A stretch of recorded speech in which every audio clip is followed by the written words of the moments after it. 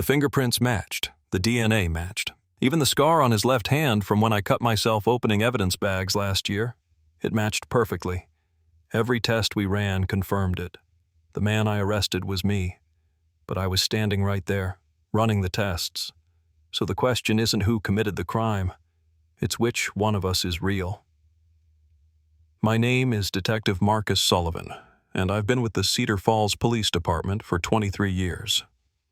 Cedar Falls is one of those small Midwestern towns where the biggest crime is usually teenagers spray painting the water tower or someone's dad getting too friendly with a bottle of whiskey on a Saturday night.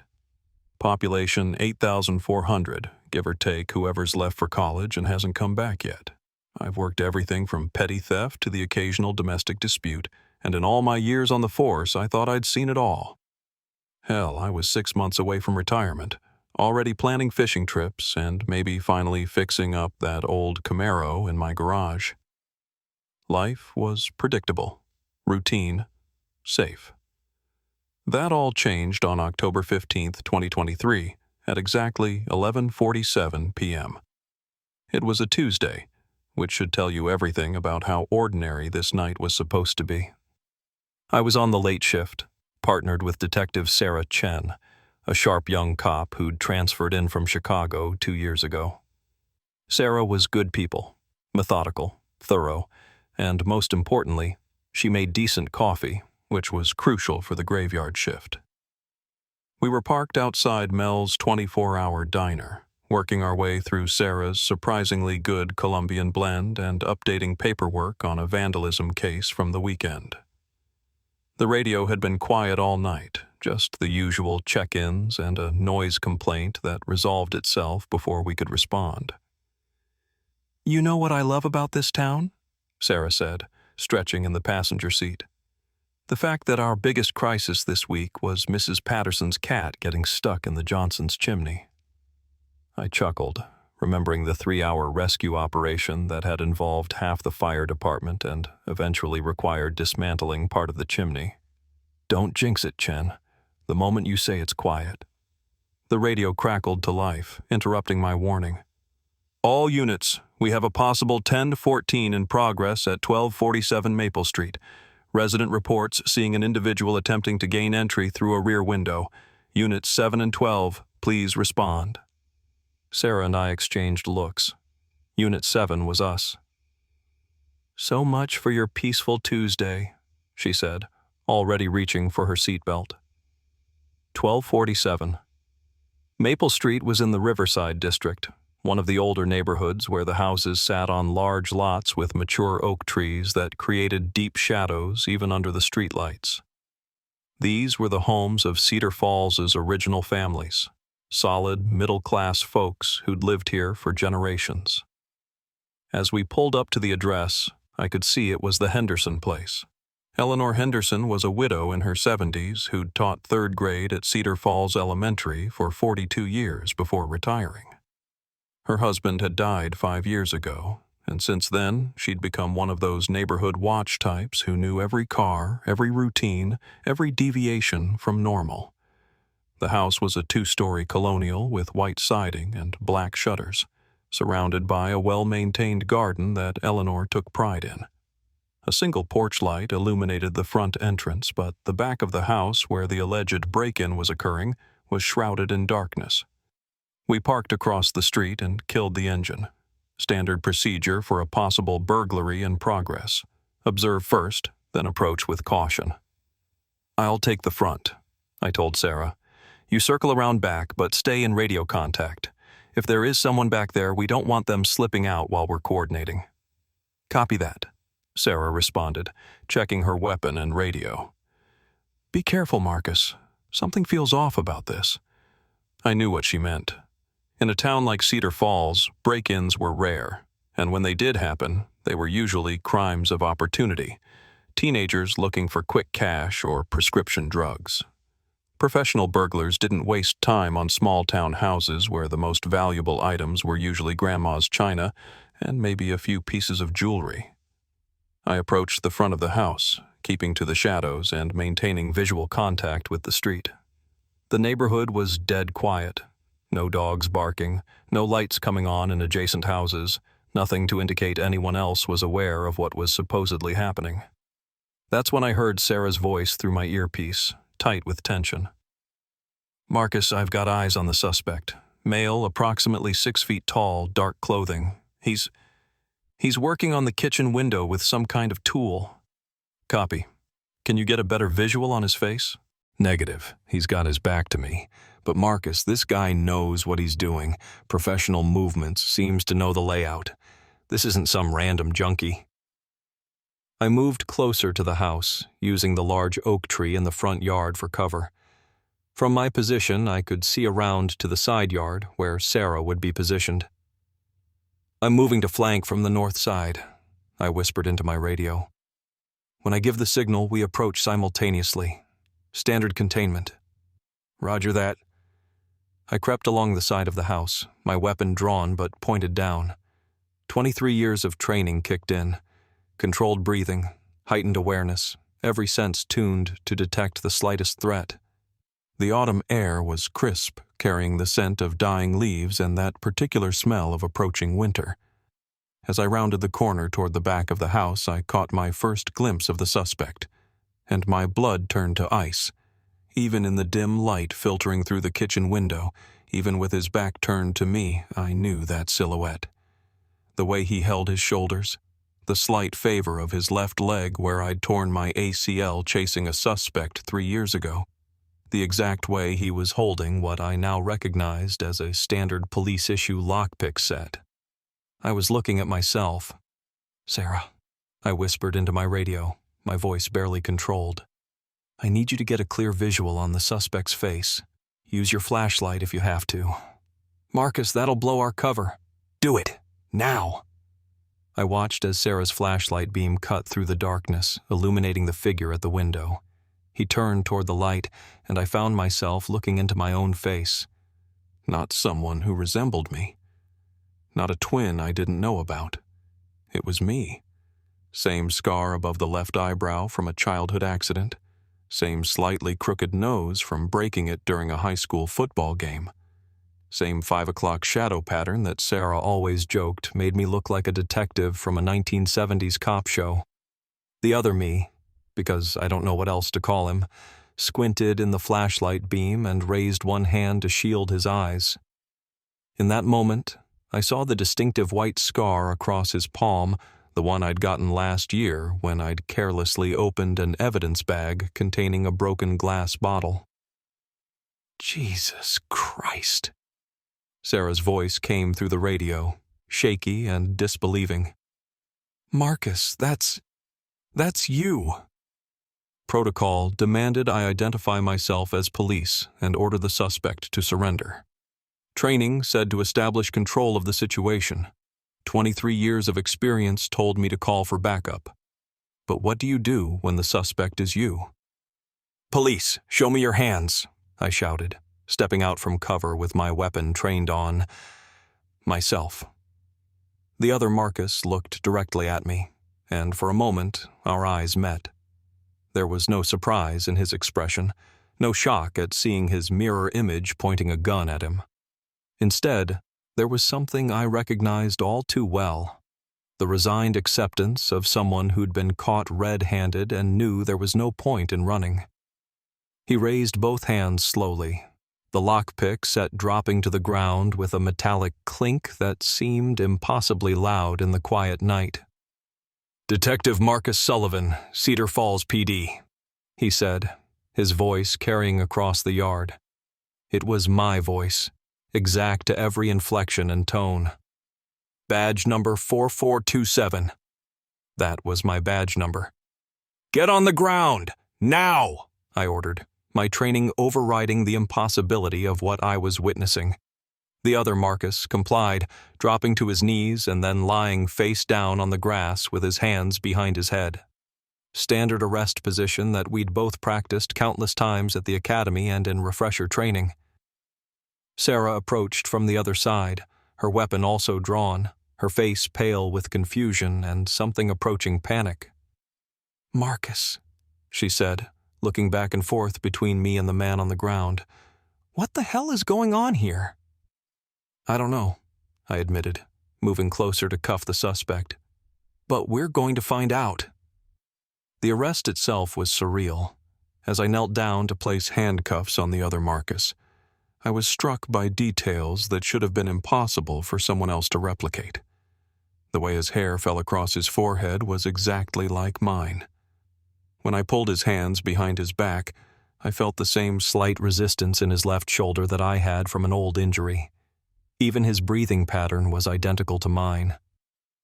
"You have the right to remain silent," I began, reciting the Miranda rights I'd given thousands of times before.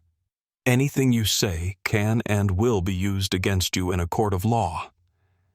As I spoke, the other Marcus turned his head slightly so he could look at me. "You have the right to an attorney," he said along with me, word for word, our voices creating an eerie harmony. "If you cannot afford an attorney, one will be provided for you." Sarah took a step back. "This isn't possible," she whispered. I finished the arrest and helped the other Marcus to his feet. Standing face to face with him was like looking into a perfect mirror, except mirrors don't breathe, don't have body heat, don't smell like the same cologne you put on every morning. "What's your name?" I asked, following procedure despite the absurdity of the situation.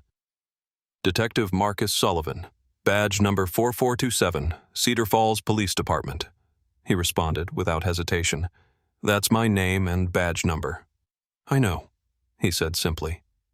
The drive back to the station was the longest 15 minutes of my career. I sat in the passenger seat while Sarah drove, constantly glancing back at the handcuffed figure in the rear seat.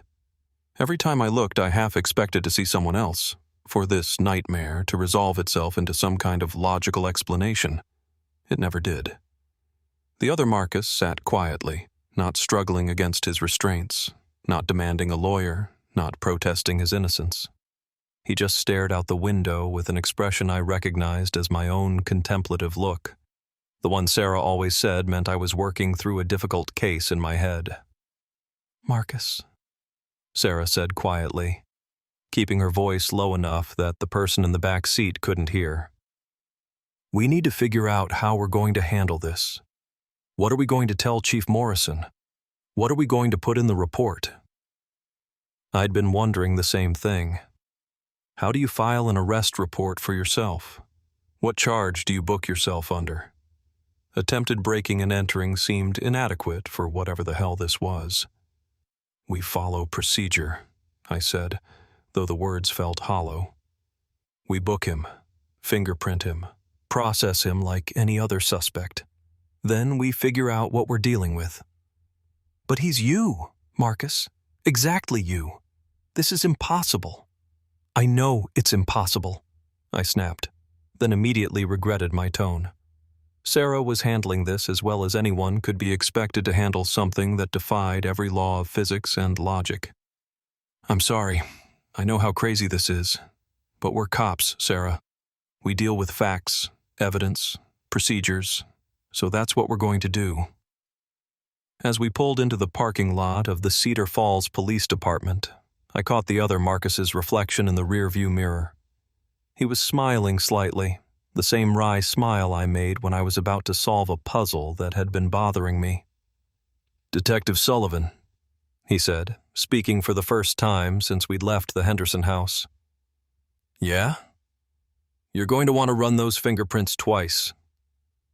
The Cedar Falls Police Department was a modest 2-story brick building that had been constructed in the 1960s and showed its age in a dozen small ways.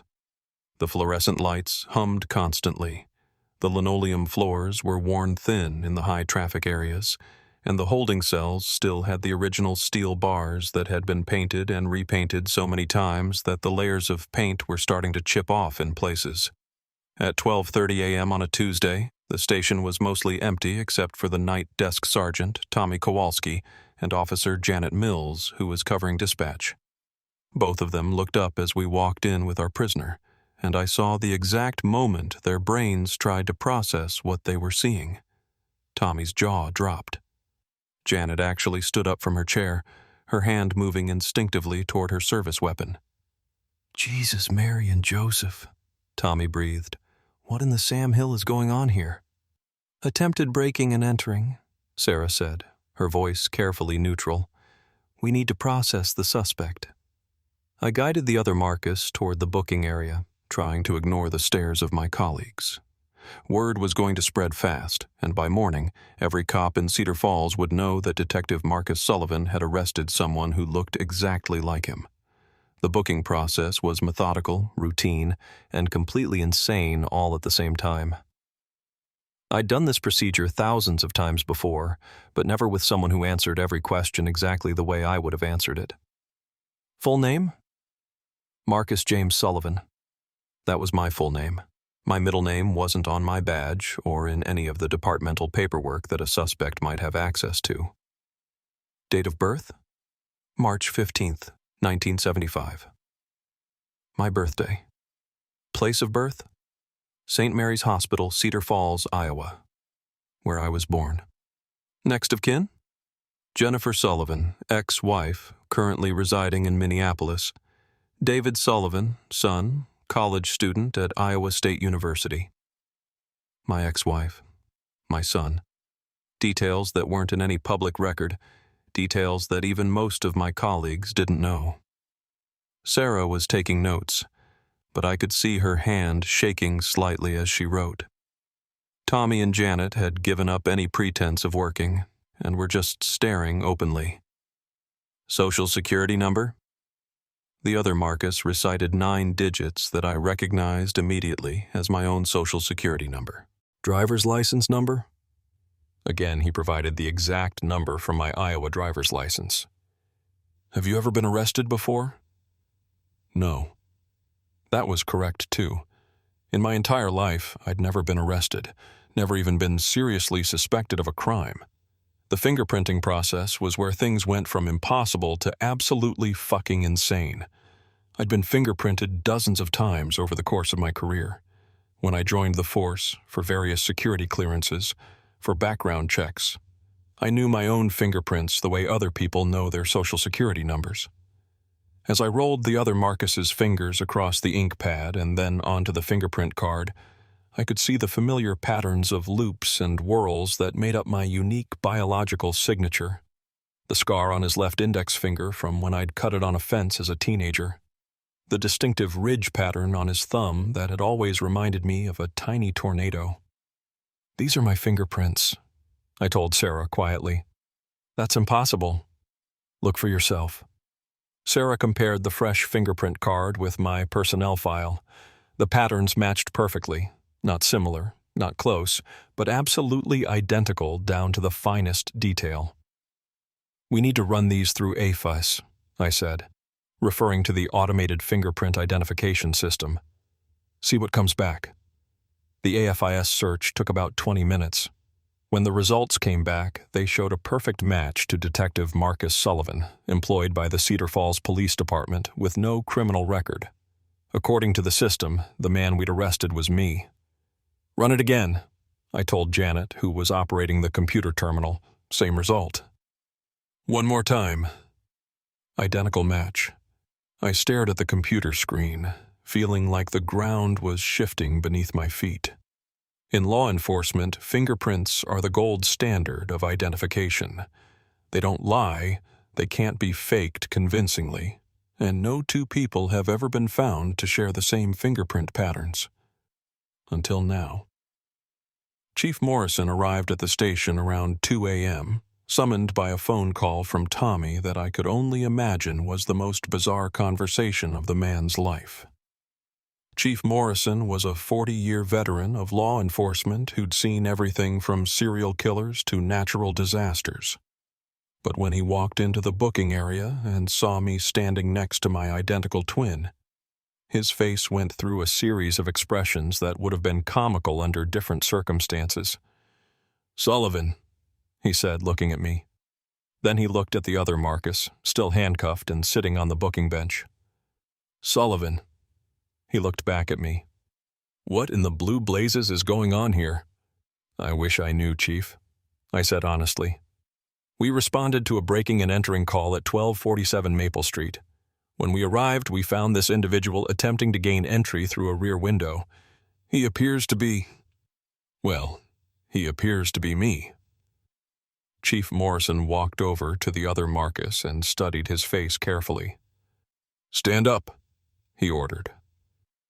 The other Marcus complied, rising to his feet with the same slight grimace I always made when standing after sitting for too long, a leftover from my old knee injury. "Turn to your left." He turned, revealing his profile. "Turn to your right." The other direction. Chief Morrison had known me for over a decade. He'd been the one who'd recruited me from the Iowa State Police, who'd promoted me to detective, who'd been my direct supervisor through dozens of cases. If anyone would be able to spot a fake or an imposter, it would be him. "Jesus Christ on a pogo stick," he muttered. "It's like looking at identical twins." "Chief," I said, "we've already run fingerprints. They match mine exactly. Every detail of his identification matches mine exactly.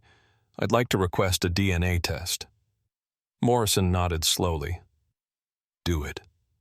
And I want this whole thing kept quiet until we figure out what we're dealing with. Tommy, Janet, not a word of this leaves this room. That's an order." The DNA test required a simple cheek swab. As I used the cotton swab to collect cells from inside the other Marcus's mouth, he looked directly at me and said, "You know what the results are going to show." "Do I? You're me, Marcus. You know exactly what I'm thinking right now, because you'd be thinking the same thing in this situation." He was right. If I were sitting in his position, I'd be thinking about the impossibility of what was happening, about how there had to be a logical explanation, about how this was going to turn my life upside down even if we did figure out what was going on. "How is this possible?" I asked him directly. "I don't know," he said, "but I remember everything you remember. Every case, every arrest, every day on the force. I remember graduating from the academy with you, getting married to Jennifer, the divorce, David's first day of school. I remember the night 3 years ago when we chased that meth dealer through the cornfield and we tore our ACL jumping that fence." "What are you?" "I'm Detective Marcus Sullivan," he said simply. "Same as you." The DNA test would take 48 hours for results. In the meantime, we had to figure out what to do with the other Marcus. We couldn't release him. He'd been caught in the act of attempted breaking and entering. But we couldn't exactly process him through normal channels either. Chief Morrison made the decision to hold him in protective custody, partly for his own safety, and partly because none of us had any idea what the hell we were dealing with. We moved him to the interview room rather than a cell, figuring that if this was some kind of elaborate hoax or case of mistaken identity, we didn't want to traumatize an innocent person. But deep down, I knew it wasn't a hoax. The details were too perfect, too complete. This wasn't someone who looked like me or had studied my mannerisms. This was me, in some impossible way that I couldn't begin to understand. I spent the rest of my shift writing the most surreal arrest report in the history of law enforcement. How do you describe arresting yourself? What language do you use? I found myself writing and rewriting the same paragraphs, trying to find words that could capture the impossible nature of what had happened. Suspect appeared to be identical to arresting officer in every physical respect. Subject provided identification information matching that of Detective Marcus Sullivan. Fingerprint analysis confirmed identity as Detective Marcus Sullivan, badge number 4427. It read like science fiction, but the evidence was right there in the file. Fingerprints, photographs, witness statements from Sarah, Tommy, and Janet. As dawn broke over Cedar Falls, I sat in the break room with a cup of coffee that had gone cold hours ago, staring out the window at the familiar streets of the town I'd sworn to protect and serve. Somewhere out there, Eleanor Henderson was probably telling her neighbors about the excitement at her house the night before. People would be getting ready for work, kids would be getting ready for school, life would be moving forward in all the normal, predictable ways. Except nothing was normal anymore. Over the next 2 days, while we waited for the DNA results, I threw myself into investigating the case as if it were any other crime. The difference was that this time I was investigating myself. I started with Eleanor Henderson. She was shaken by the events, but eager to help. Over a cup of tea in her kitchen, she walked me through exactly what she'd seen. "I was up late. I don't sleep as well as I used to," she explained. "I was in the kitchen getting a glass of water when I saw someone in my backyard. At first, I thought it might be a raccoon or a possum getting into my garbage cans. But when I looked closer, I could see it was a person." "Can you describe what you saw?" "A man, definitely. Tall, wearing dark clothes. He was very methodical about what he was doing, not rushing, not nervous. He worked on my kitchen window for several minutes before I called the police." "Did you get a look at his face?" "Not clearly. It was dark, and he had his back to me most of the time. But when Officer Chen shined her flashlight on him, I could see him clearly for just a moment." "And what did you see?" Eleanor paused, her teacup halfway to her lips. "Well, dear, I saw you. Clear as day. It was definitely you." I'd known her for years. She'd been David's third-grade teacher, and she was known for her sharp memory and attention to detail. If Eleanor Henderson said she saw me breaking into her house, then that's exactly what she saw. But I knew with absolute certainty that I hadn't been anywhere near her house that night before responding to the call. The next step was to verify my own whereabouts at the time of the attempted break-in. This felt insane, investigating my own alibi as if I were a suspect in my own case, but it was necessary. I pulled the dispatch logs for that night. The call about the break-in had come in at 11:42 p.m. At that time, Sarah and I had been parked outside Mel's Diner, approximately 2.3 miles away from 1247 Maple Street. The travel time between the two locations was about 4 minutes by car. I checked Mel's security cameras. The footage clearly showed our patrol car parked in the lot from 11:15 p.m. until 11:45 p.m. when we'd responded to the call. There was no way I could have been at Eleanor Henderson's house at 11:42 p.m., but the other Marcus had been there. Eleanor had seen him. Sarah had seen him. I had seen him. So where had he come from? On Thursday morning, the DNA results came back. I sat in Chief Morrison's office with Sarah and the lab technician who'd run the test, a nervous young man named Brad Hutchins who looked like he'd rather be anywhere else. "Well?" Chief Morrison asked. Brad consulted his paperwork, though I could tell he'd already read it multiple times. "The sample collected from the suspect shows a perfect match to Detective Sullivan's DNA profile on file with the department." "Perfect match," Morrison repeated. "Yes, sir. Identical at every marker we tested. According to our analysis, the suspect is Detective Marcus Sullivan." The room was silent for a long moment. Sarah was staring at the lab report. Morrison was rubbing his temples. I felt like I was floating outside my own body, watching this impossible conversation unfold. "Could there be a mistake?" Sarah asked. "Could the samples have been contaminated or switched?" "No, ma'am," Brad said. "I ran the test 3 times to be sure. The chain of custody was maintained throughout. This is accurate." "What about identical twins?" Morrison asked. "Could that explain this?" "Identical twins share the same DNA, that's true," Brad said. "But Detective Sullivan's birth records show no indication of a twin birth. And besides, we also compared the fingerprints. Identical twins don't share the same fingerprints." After the meeting, I went back to the interview room where the other Marcus was being held. He was sitting at the small table, reading a newspaper, the same way I always read the paper, folding it neatly into sections and working through it methodically. "The DNA results came back," I told him. "And?" "Perfect match. According to science, you're me." He nodded, as if this was exactly what he'd expected. "I told you that you'd want to run the fingerprints twice." "How did you know?" "Because I know how your mind works. I know how thorough you are, how you don't accept easy answers. If I were in your position, investigating someone who claimed to be me, I'd run every test twice." I sat down across from him, studying his face. It was like looking into a mirror, but a mirror that moved independently, that had its own thoughts and reactions. "What do you remember about that night?" I asked. "Which perspective do you want? Yours or mine?" "What do you mean?"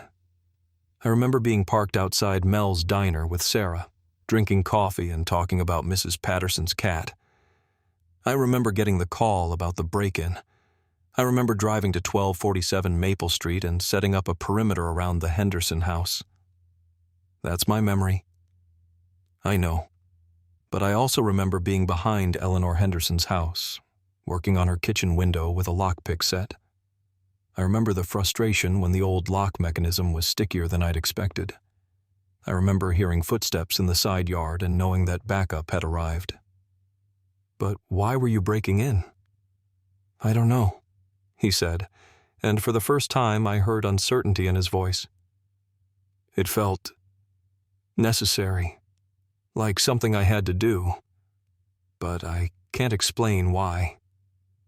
That night I sat in my apartment, the same apartment the other Marcus claimed to live in, trying to make sense of what was happening. I'd lived there for 3 years, since the divorce, and every detail was exactly as I'd left it. The other Marcus had given the correct address, had described the layout perfectly, had even known about the loose floorboard in the bedroom that squeaked when you stepped on it. I called Jennifer, my ex-wife, though I wasn't sure what I was going to tell her. "Marcus?" she answered, sounding surprised.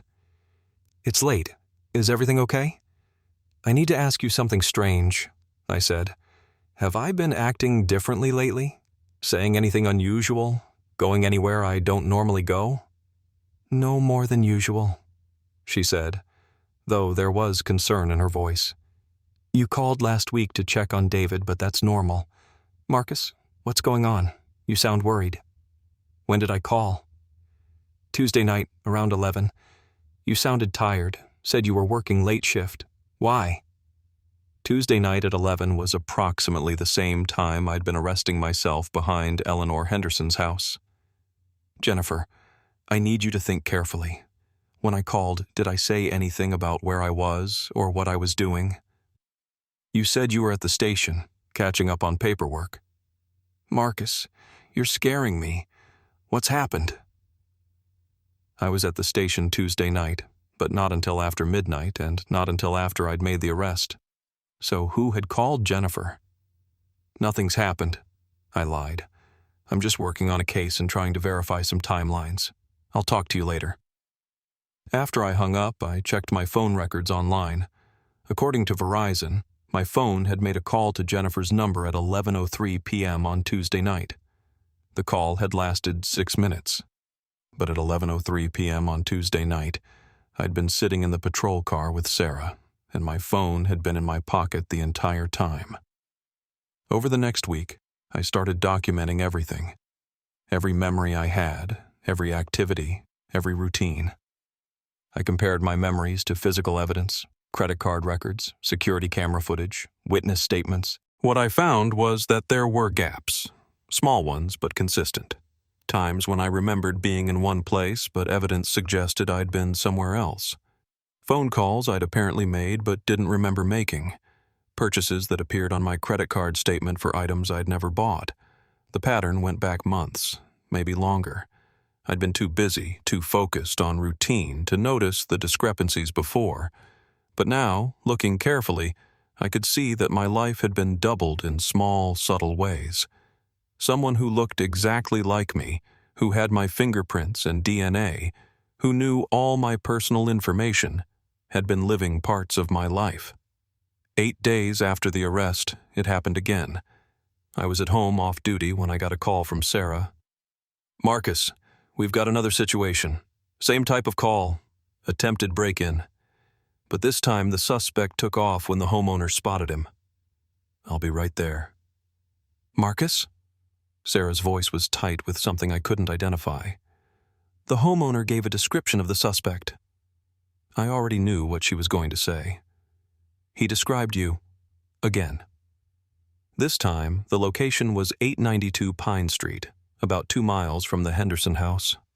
The homeowner, a man named Robert Kim, had been watching TV when he'd heard someone trying to force open his back door. When he'd gone to investigate, he'd seen a man matching my description working on the lock. "I yelled at him to get away from my house," Kim told me as I took his statement. "He looked right at me, and I swear to God, officer, it was like looking at you. Same face, same build, everything." "Are you certain?" "Absolutely.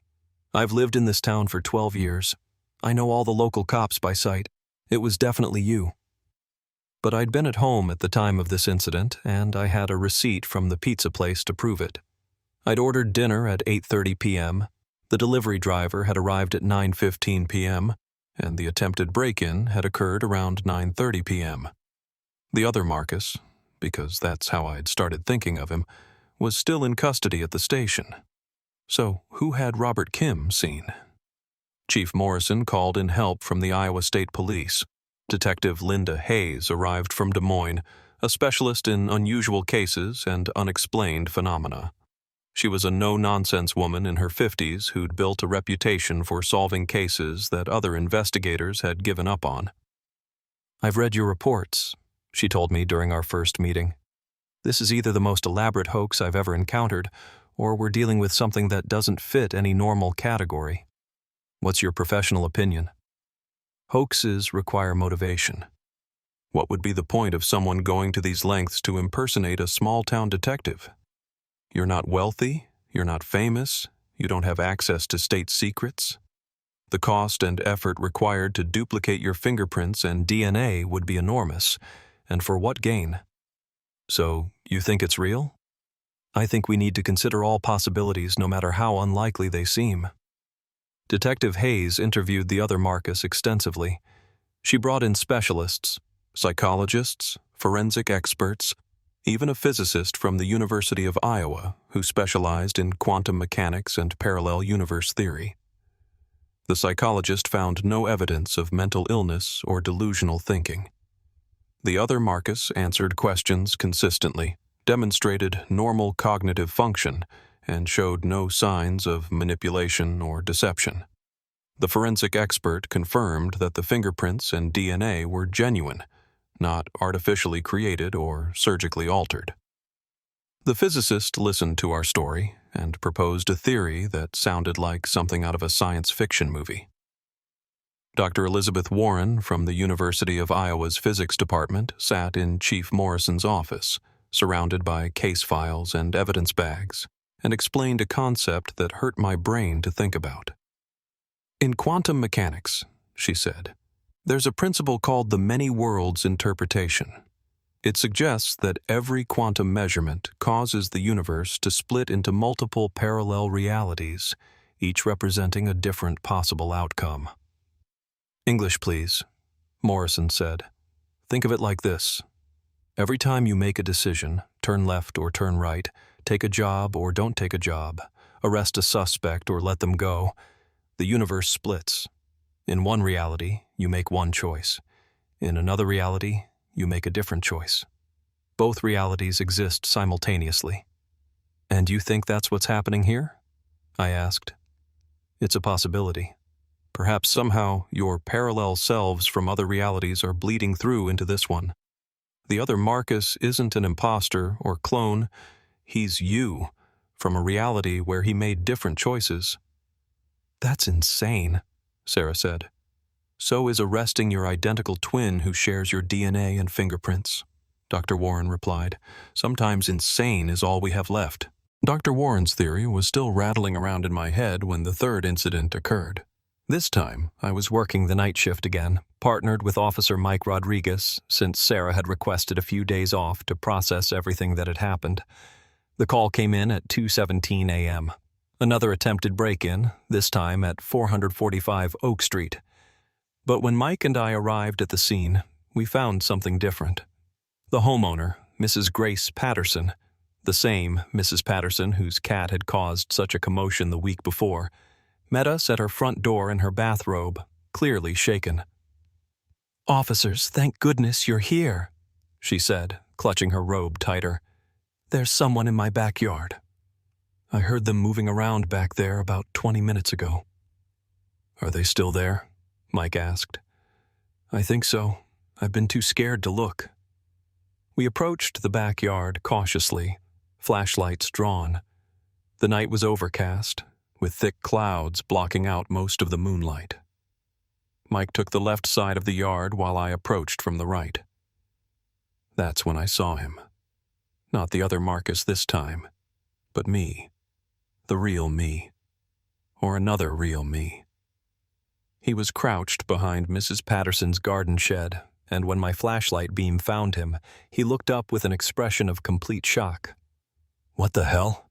he whispered, staring at me. "My thoughts exactly," I replied. This version of me was wearing civilian clothes, jeans and a dark jacket, instead of my police uniform. He looked exactly like me, but tired, with dark circles under his eyes and a several-day growth of beard. "Mike!" I called out, keeping my flashlight trained on the figure. "I need you over here." Mike came running, his own flashlight bobbing as he moved.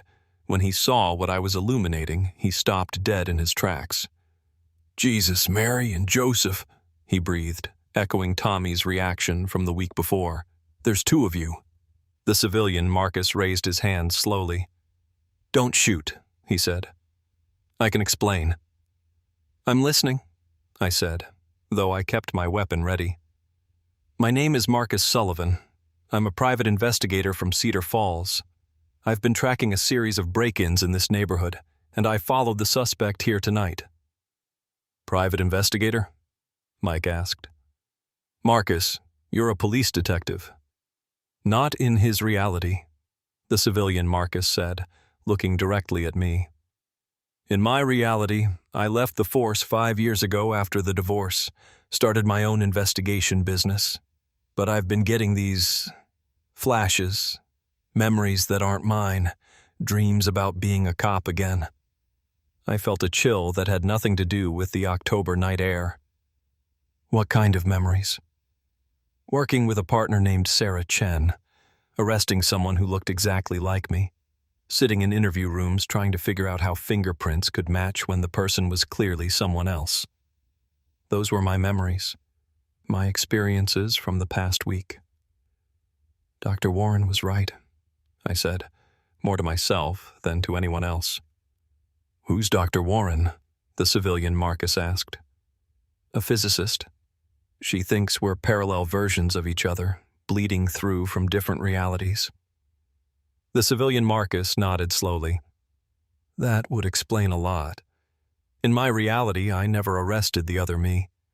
I've been chasing him for weeks, trying to figure out who he is and why he's been committing these break-ins." "So there are at least 3 of us," Mike said, his voice strained. "The cop Marcus, the prisoner Marcus, and the private investigator Marcus."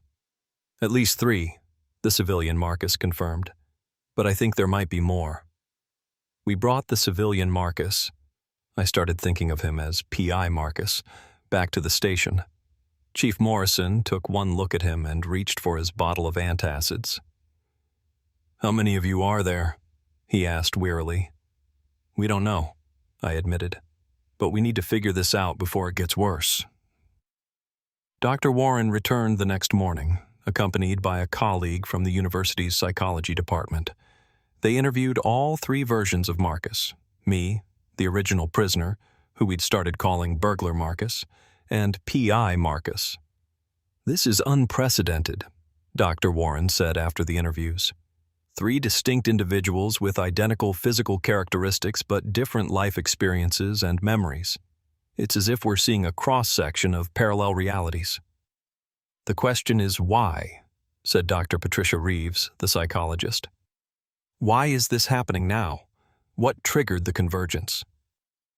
"In quantum mechanics," Dr. Warren explained, "parallel realities can sometimes intersect at moments of high emotional or psychological stress. Major life changes, traumatic events, significant decisions." I thought about what had been happening in my life recently. The approach of retirement. The loneliness of the divorce. the routine of small-town police work that had started to feel more like a trap than a calling. I've been questioning everything lately, I admitted. Whether I made the right choices, whether I should have stayed married, whether I should have taken that job offer in Des Moines 5 years ago. In my reality, I did take that job offer, P.I. Marcus said.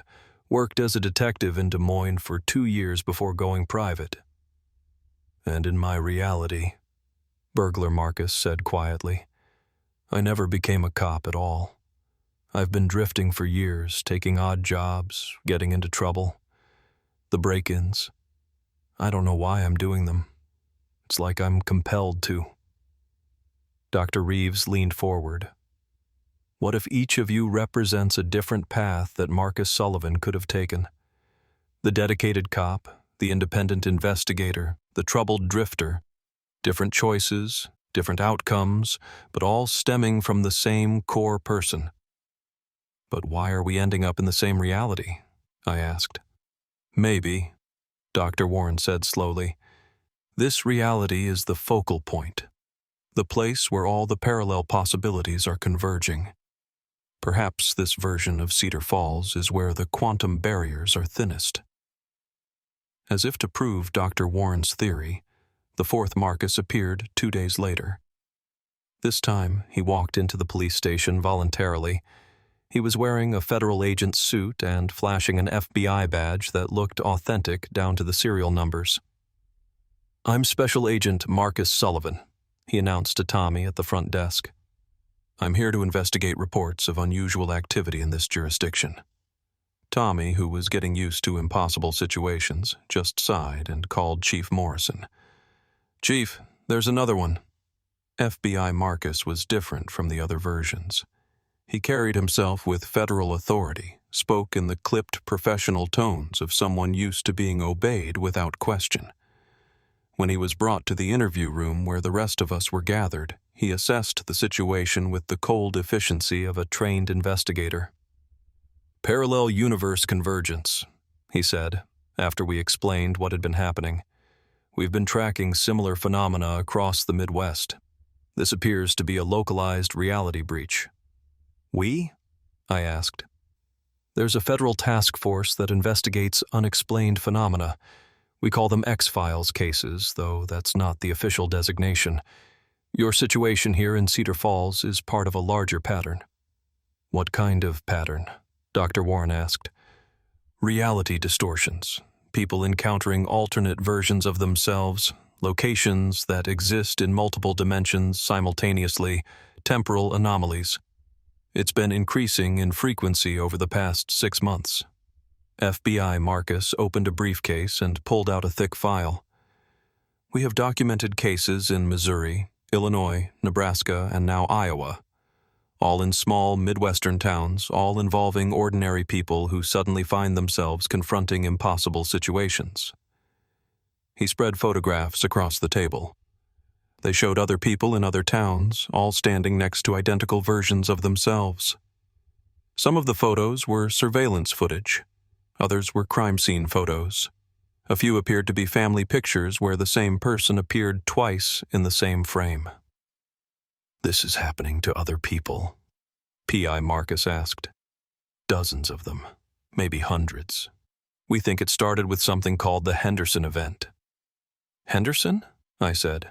Like Eleanor Henderson? No relation. Dr. William Henderson was a physicist at Fermilab in Illinois. 6 months ago, he was conducting experiments with quantum field manipulation when something went wrong. There was an explosion, Dr. Henderson disappeared, and since then, we've been seeing reality distortions in an expanding radius from the lab. Dr. Warren studied the photographs with growing excitement. A quantum field explosion could theoretically weaken the barriers between parallel realities if the effect is spreading outward from the source. Then Cedar Falls is just the latest location to be affected, FBI Marcus finished, and it's going to get worse before it gets better. Chief Morrison, faced with a situation that was clearly beyond the scope of small-town law enforcement, officially requested federal assistance. FBI Marcus took over the investigation, but kept all of us involved as consultants and witnesses. The first step, he said, is to determine if there are more versions of Marcus Sullivan in this reality. Based on our experience with other cases, convergence events usually involve between 4 and 12 parallel selves. We organized search teams to canvass the town, looking for any reports of someone matching my description in places where I shouldn't have been. We checked security cameras, interviewed witnesses, and followed up on every lead. What we found was disturbing. Over the past 3 months, various versions of Marcus Sullivan had been spotted all over Cedar Falls. Security footage from the bank showed me making a deposit at a time when I'd been on duty across town. The grocery store had surveillance video of me buying items I'd never purchased. The gas station on Route 9 had footage of me filling up a car I didn't own. There are at least 6 of us, FBI Marcus concluded after reviewing all the evidence. Possibly more. Where are the others? I asked. That's what we need to find out, and we need to find them fast. Why? What's the hurry? FBI Marcus looked grim. Because in other locations where we've seen this phenomenon, the convergence eventually becomes unstable. The parallel selves start to merge. What do you mean, merge? Think of it like 2 streams flowing together. At first, they maintain their separate identities, but eventually they become one stream, one consciousness, one person. Which one survives? P.I. Marcus asked. That's the problem, FBI Marcus said. Sometimes none of them do. We spent the next week systematically searching Cedar Falls for the missing versions of Marcus Sullivan. It was surreal, hunting for myself in my own hometown, knowing that each version we found might have completely different memories and experiences. We found Marcus 5 living in a homeless shelter on the outskirts of town. This version was clearly struggling. Thin, unkempt, with the hollow eyes of someone who'd given up on life. He told us he'd been drifting since leaving the army, unable to hold down a job or maintain relationships. I keep having dreams, he said during his interview. Dreams about being a cop, about having a family, about living in a house instead of shelters and cheap motels. But when I wake up, this is my reality. Marcus 6 was discovered working at a construction site under an assumed name. He was built like a linebacker, muscles developed from years of physical labor, but when we approached him, he broke down crying. I've been seeing things, he said, memories that aren't mine. I remember arresting people, but I've never been a cop. I remember being married, but I've never had a serious relationship. I thought I was going crazy. Each version of Marcus had a piece of the puzzle, a fragment of a life that could have been. The cop, the private investigator, the burglar, the FBI agent, the drifter, the construction worker. All the paths that Marcus Sullivan might have taken, all converging in this one small town. But FBI Marcus was right. The convergence was becoming unstable. It started with memory bleeds. I would be sitting at my desk writing a report when suddenly I'd remember working a case as a private investigator. Or I'd be driving patrol and suddenly recall investigating a federal crime that I'd never actually worked. The other versions were experiencing the same thing. P.I. Marcus remembered arresting Burglar Marcus, even though that had been my experience. Burglar Marcus recalled conversations with FBI Marcus that had never happened. Construction worker Marcus started having detailed knowledge of police procedures he'd never learned. The barriers between your individual consciousnesses are breaking down, Dr. Warren explained. You're beginning to share memories, experiences, even personality traits. How long do we have? I asked. Based on other cases, maybe a week. After that, the convergence will become irreversible. And then what happens? One of 3 outcomes, FBI Marcus said. Either one consciousness becomes dominant and absorbs the others, or they merge into a hybrid personality that's none of the originals, or the paradox becomes too great for reality to sustain, and all versions are erased. The thought of simply ceasing to exist was terrifying, but the thought of losing my individual identity, of becoming some kind of composite person made up of all the different paths my life might have taken, was somehow worse. "There has to be a way to reverse this," I said. "There might be," FBI Marcus replied, "but it would require returning to the source of the disturbance." "The Henderson event?" "Fermilab.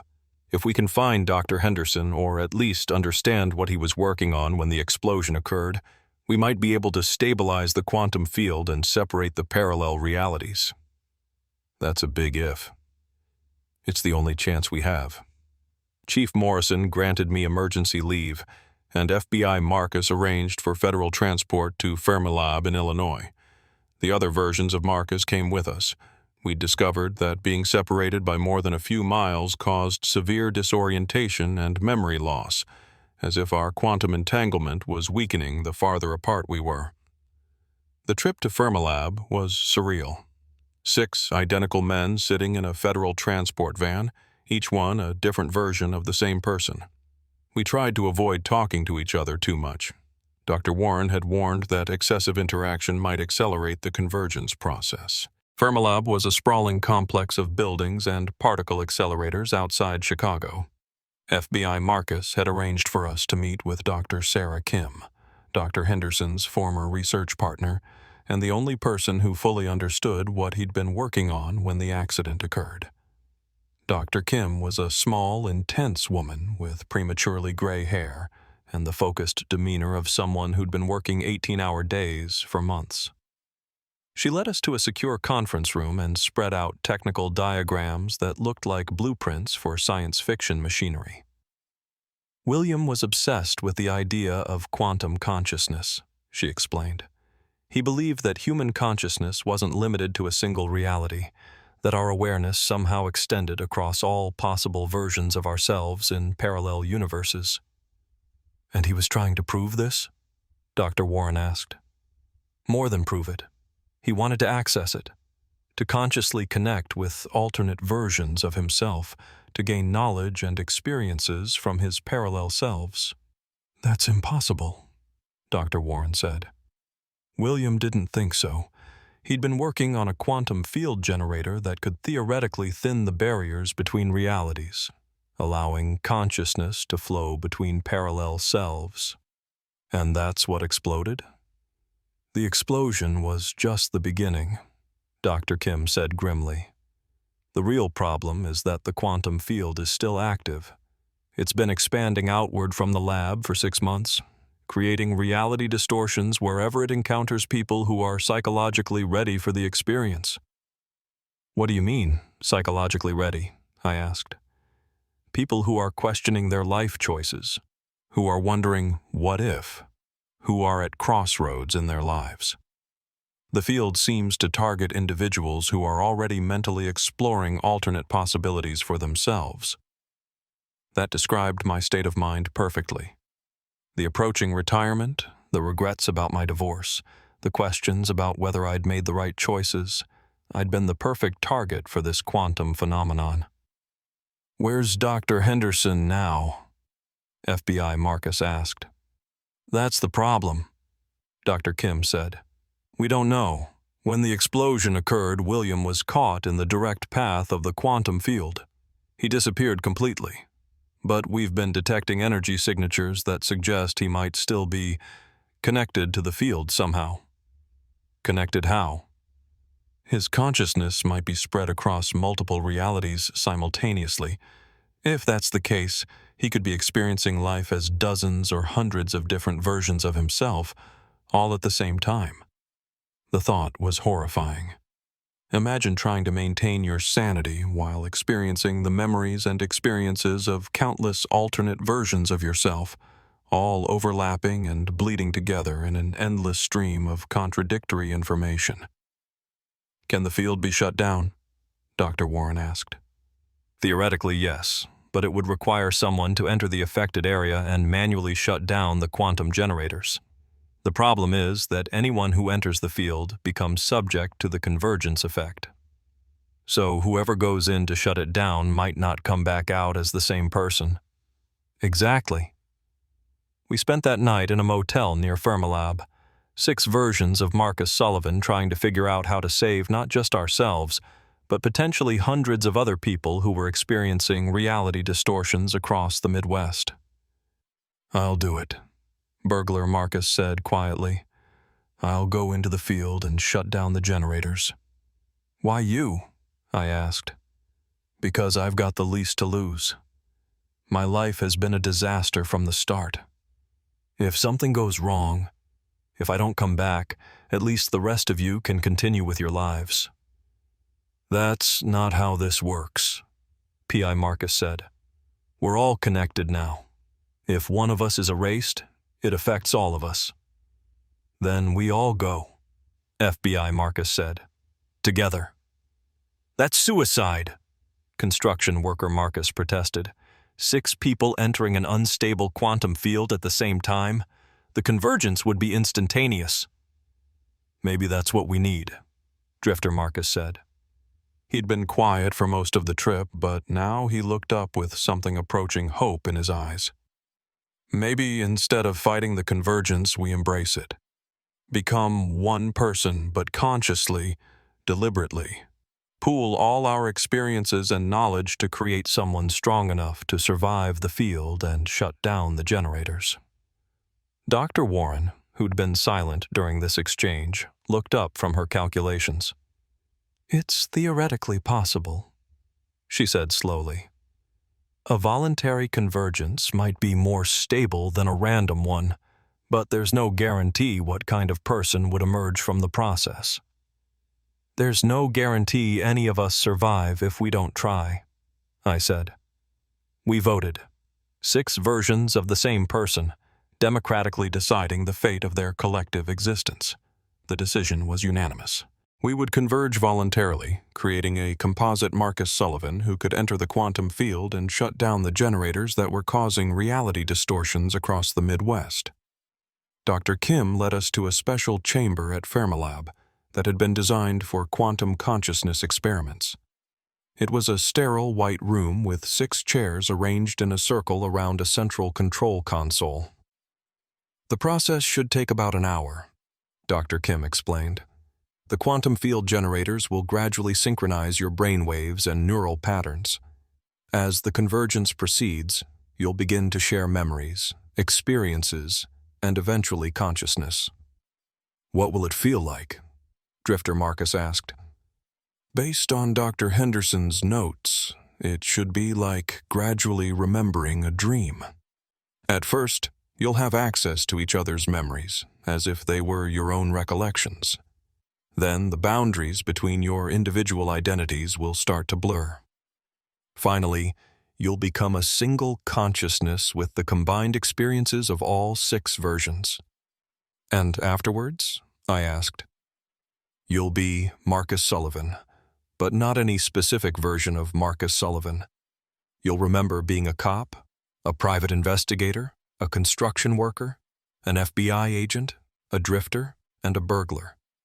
All of those experiences will be equally real to you." It was terrifying and exhilarating at the same time. The thought of losing my individual identity was frightening, but the possibility of gaining 5 lifetimes' worth of additional experiences and knowledge was intriguing. "Are we ready?" FBI Marcus asked. We took our seats in the convergence chamber. Dr. Kim initiated the quantum field sequence, and the room filled with a low humming sound that seemed to resonate in my bones. At first, nothing happened. Then, gradually, I began to remember things that hadn't happened to me. I remembered the day I left the police force to become a private investigator. The frustration with departmental politics, the desire for independence, the excitement of starting my own business. But I also remembered staying on the force, being promoted to detective, working cases with Sarah Chen. I remembered the construction site where I'd worked for 3 years, the satisfaction of building something with my hands, the camaraderie of the crew. But I also remembered the FBI Academy, the pride of wearing a federal badge, the authority that came with representing the United States government. I remembered the homeless shelter, the despair of having nowhere to go, the daily struggle just to survive.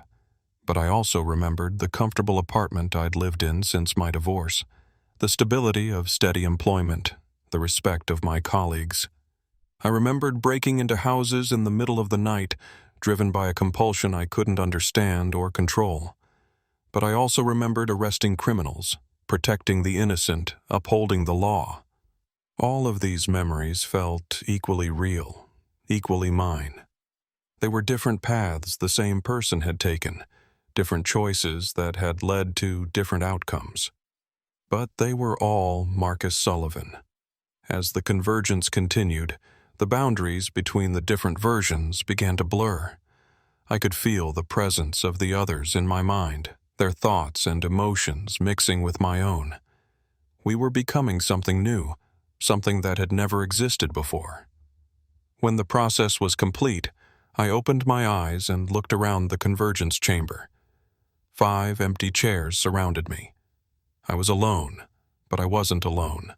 I was all of them, and they were all me. Standing up felt different. I had muscle memory from years of construction work, tactical training from the FBI Academy, investigative instincts from my time as a private detective, street survival skills from my period as a drifter, law enforcement experience from my police career, and even the stealth and breaking and entering skills from my criminal period.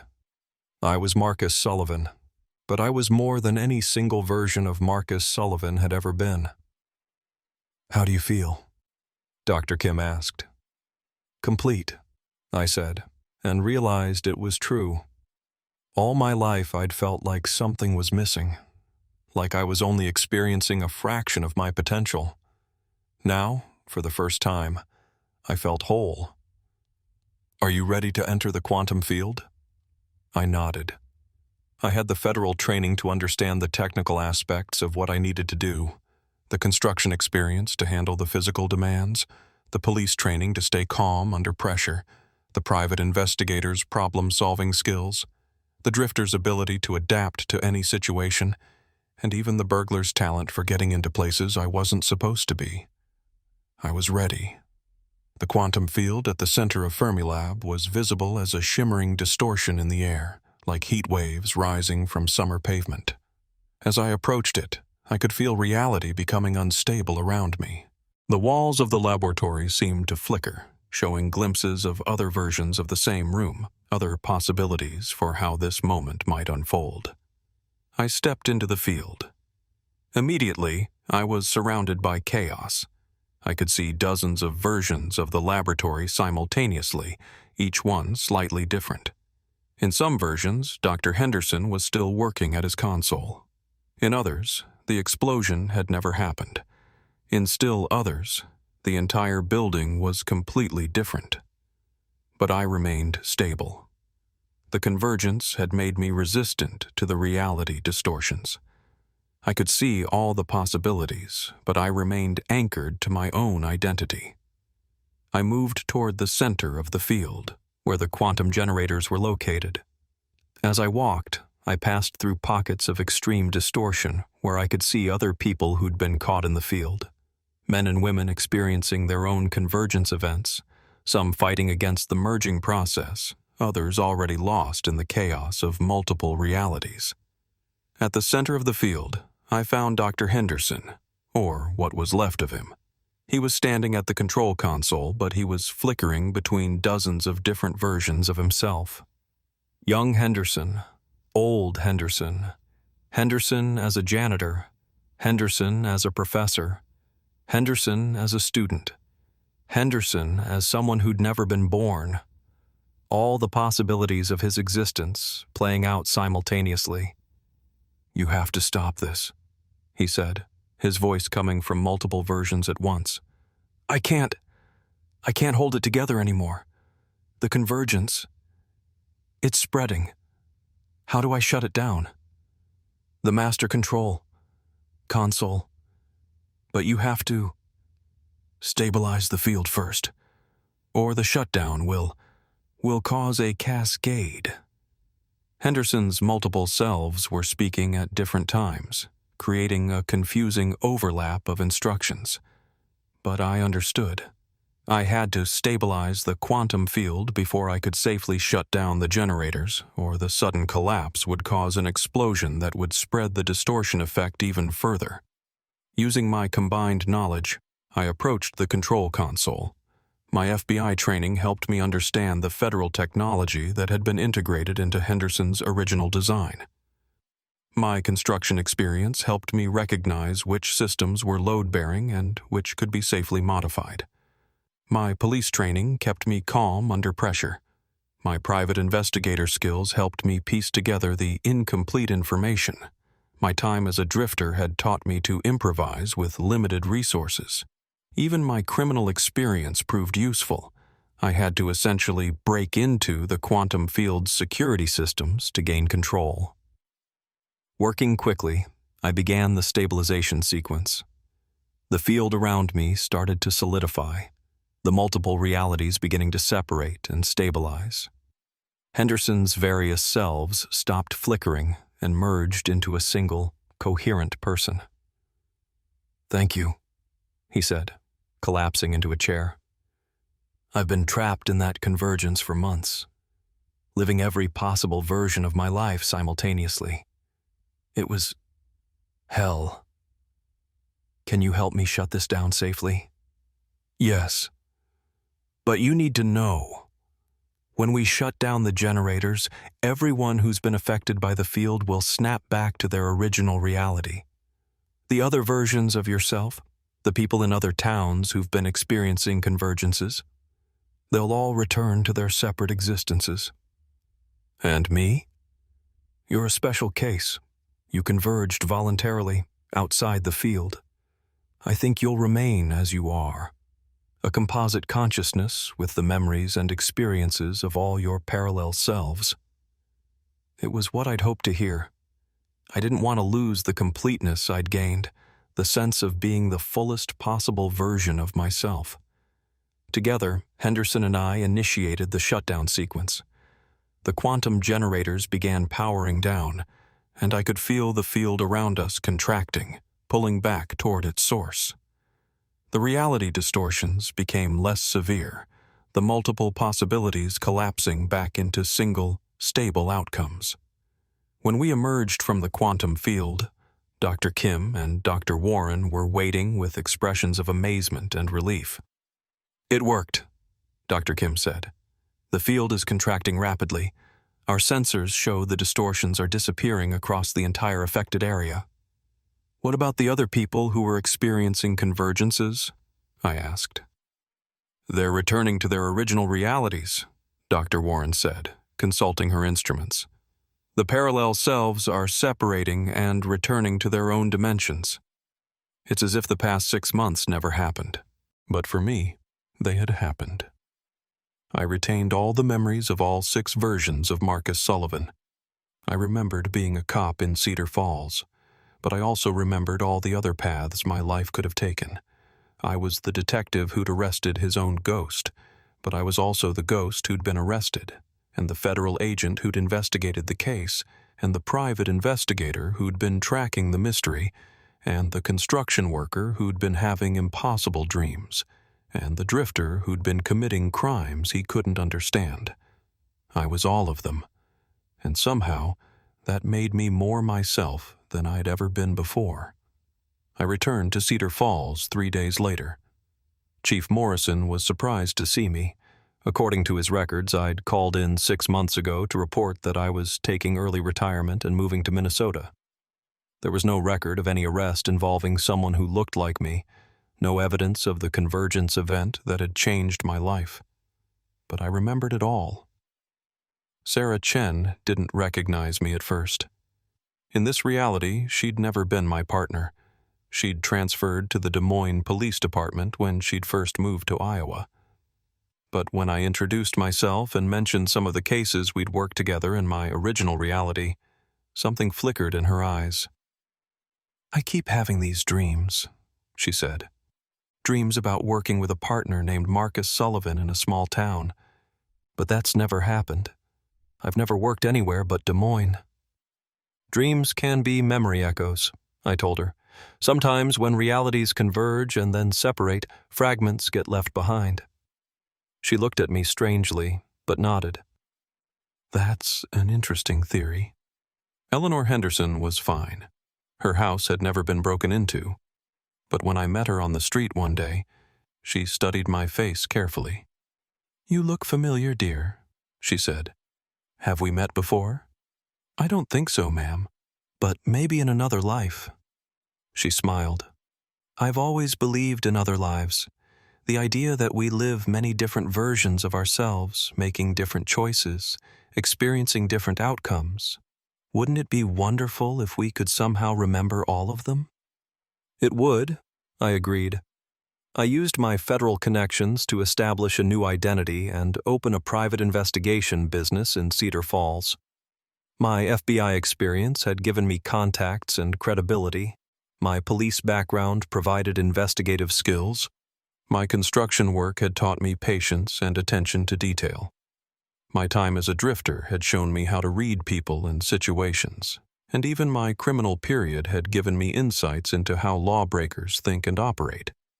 I was uniquely qualified to handle cases that other investigators couldn't solve.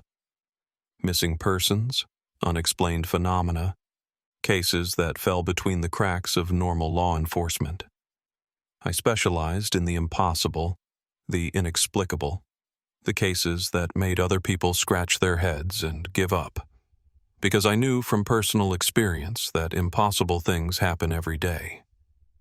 That reality is more flexible than most people realize, that sometimes the most unbelievable explanation is the only one that fits the facts. The case that haunts me isn't the one I solved.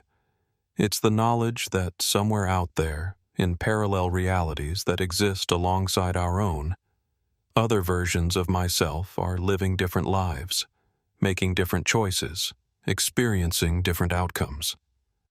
The detective who arrested his own ghost taught me that we're all more than we appear to be.